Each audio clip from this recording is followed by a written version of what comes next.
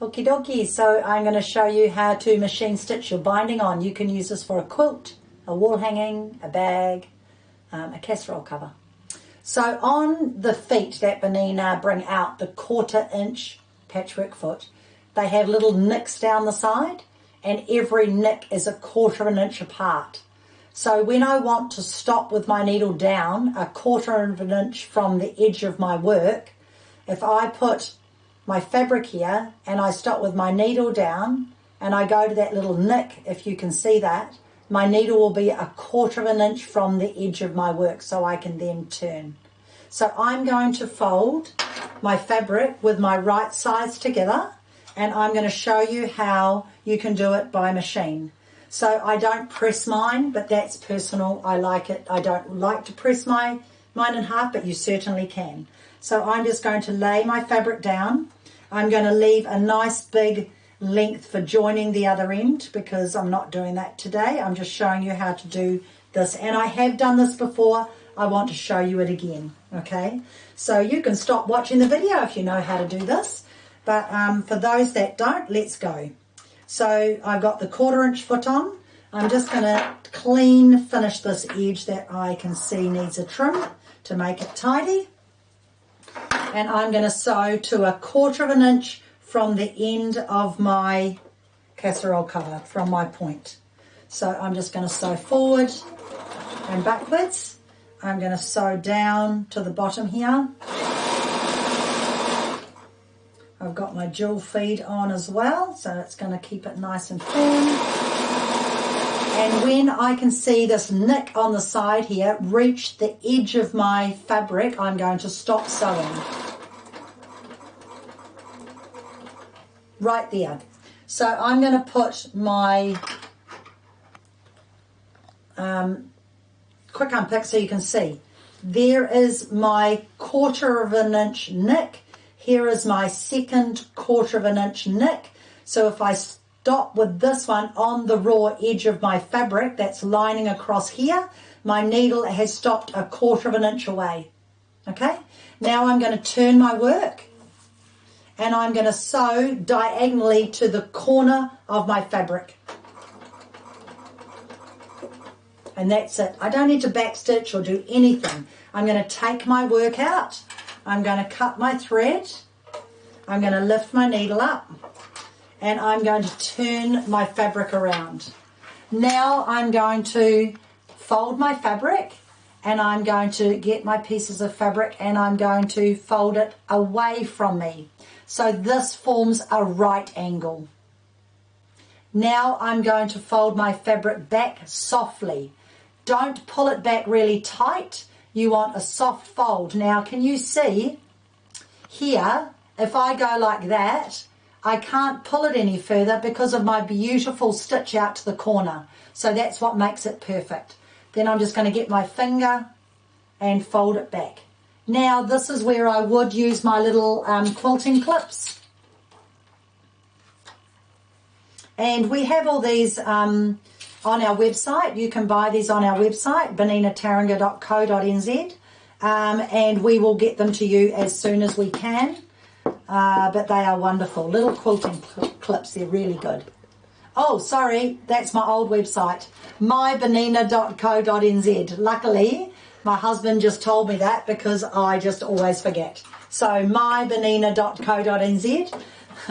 And you're watching this on my Sewing Bernina website, sewingbernina.co.nz. So, I'm going to put my foot now at the very top of my fabric, and I'm going to go forwards. And I don't know what I just did there, but I lost my thread again. So I think I'm going to rethread that because that's the second time I've done that and it's all by my fault. So I'm going to cut my thread and I'm going to rethread that and see what I've done. I know exactly what I've done. Oh dear, it just happens to us all. This thread is straight around, which means I should have this thread on here. It's not cross wound. If I had a reel that was cross wound, like this one, for instance, this is cross round, it goes on that one. So that is probably why that thread just broke then, because I have had it on the wrong one the whole time. Okay, yep. And it's only my first day in isolation and I've made that mistake. So I'm going to pull my thread from here. Interesting. And I'm going to go like this. And now I don't think I'll have a problem because that thread actually broke and it's probably because of that. I didn't have it on the right one. I don't know. But anyway, let's go with that. And let's hope my bobbin lasts. Okie dokie, now we're good to go. So I have got my fabric on there and I actually do use my quilting clips and I do quilt down the side of my quilt like this when I'm ready to. So I don't do any pins, I just use the wonderful clips. So now I'm going to start here and I am going to go forwards and I'm going to go back. Okay? Then I'm going to go all the way down to the bottom and I would do exactly the same thing. But that's not what I want to show you today. I want to show you how you do machining your binding on without having to do any hand stitching. And I know you've got time to hand stitch, but this is a casserole cover. This is going to be thrown in and out of the wash, in and out of the wash. You just don't want to hand stitch it. Okay? So you just carry on all the way around your whole cover. Now, Bernina have done a stitch for you to sew by machine, and it is stitch number 1331. Okay? Now, when it first came out, I went, oh, that's a cool stitch, da-da-da. And then I went, I've seen that stitch somewhere before. It's actually the blind hemming stitch. So what I'm going to do is I'm going to show you how to do the stitch 1331, and then I'm going to show you how you make that stitch on your own machine, okay? I use my number 10 edge stitch foot for doing this. So I'm going to tell my machine I've got my number 10 edge stitch foot on. Once again, whoops, do the right thing. There, 0 and there, perfect. Now I'm going to turn this over to the right side. I'm going to roll my fabric. Now I want to roll my fabric so that I'm just covering my stitching line. Can you see that? So there's my stitching line. I'm just covering my stitching line. And I can't do this without my clips. They're just wonderful. Okay, rolling it and just covering my stitching line. Yep. Rolling it and just covering my stitching line. Okay. Now when I get to here, I've got my fabric like this. And I pull that up so that it's like a little right angle, and then I just fold it down. So I pull it up. I don't normally do it backwards, but just fold it down. And you have got a perfect mitre.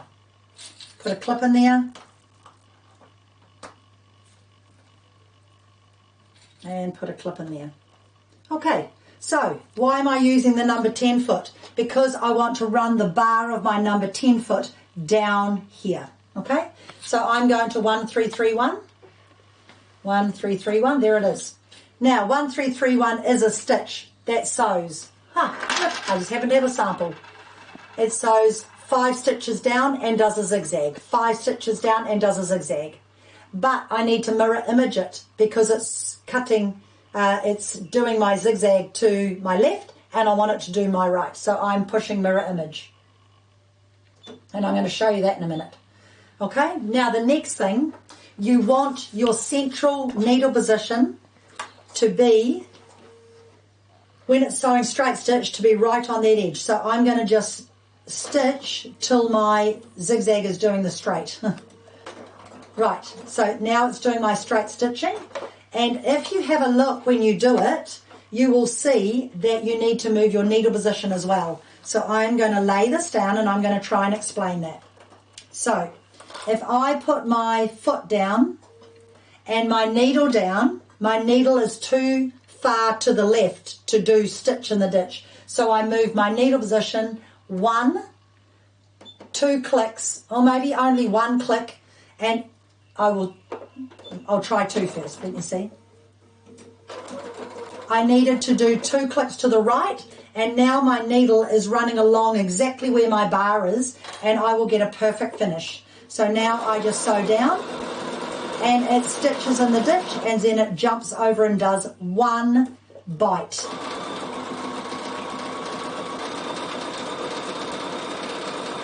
And you can do this with invisible thread. I usually use my awl, which I haven't got out, so I'll just use my quick on pick. And I hold my fabric. It's wonderful. If you've got a third finger, then use one of those. They are a tool that give you extra fingers to hold things. So if you haven't, you can use this, or you could use a pin, and you just hold it with a pin so it holds it down. Now, when you come to the corner, what you've got is you have got your mitre, but what you want to do is you want to sew down, and you want to be able to lift your little guide up and over your corner. Okay, so I'm going to sew down, and see this little guide in the middle? I'm lifting it up so that I don't catch it on my handle and I don't catch it on the end. So see this little guide here? It lifts up, it goes up and down. A little bit hard for you to see that. So I'm just going to sew down, and when I get to this point, I'm just going to lift that little guide up. There we go. Perfect. And that is how you do your binding. And turn your work. And you will see from that stitch there, this is the stitch I'm doing, right? And you'll see when I show you the binding how it stitches. It's fantastic.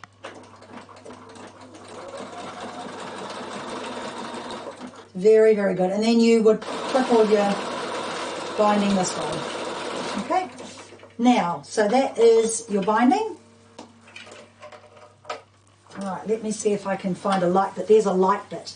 Can you see how it stitches in the ditch and does a jump? Stitches in the ditch and does a jump, a zigzag. Stitches in the ditch and does a jump. So that is your binding stitch. Okay?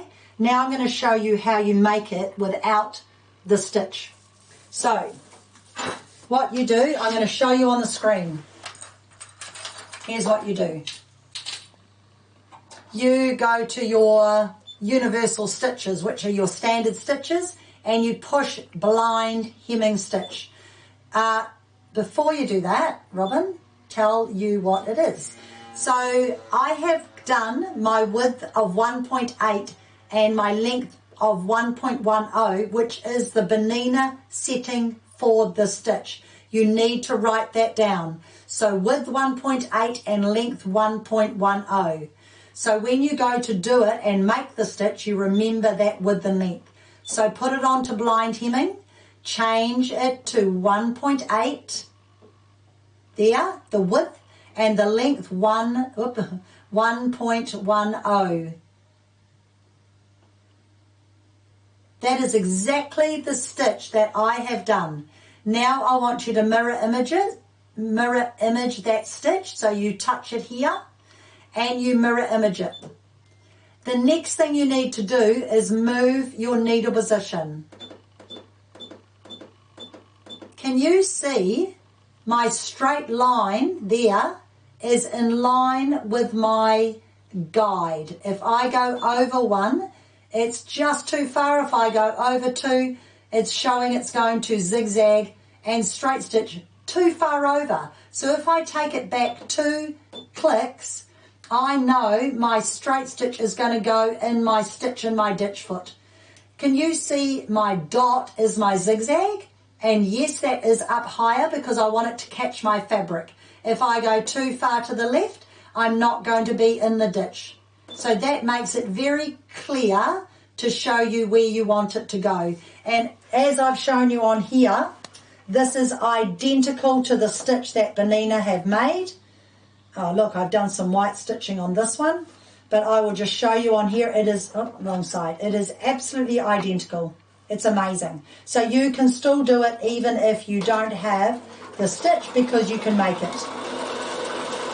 So this one is the 1331, oops, and this one is the blind hemming stitch that I've made myself.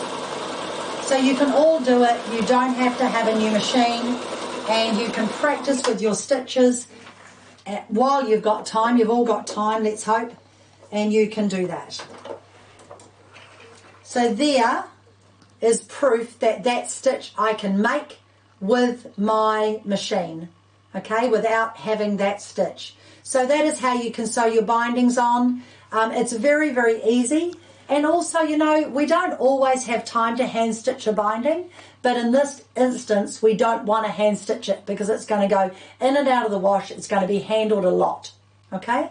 Now, once you've done that, if you've finished your handles, and we'll just pretend that I have stitched that there, and stitched that there, and that's stitched, and we'll take that off. Now, instead of the D-rings, I've got fabric, and all I do is pull it through the fabric, and then pull it through the fabric, and I've got my casserole cover.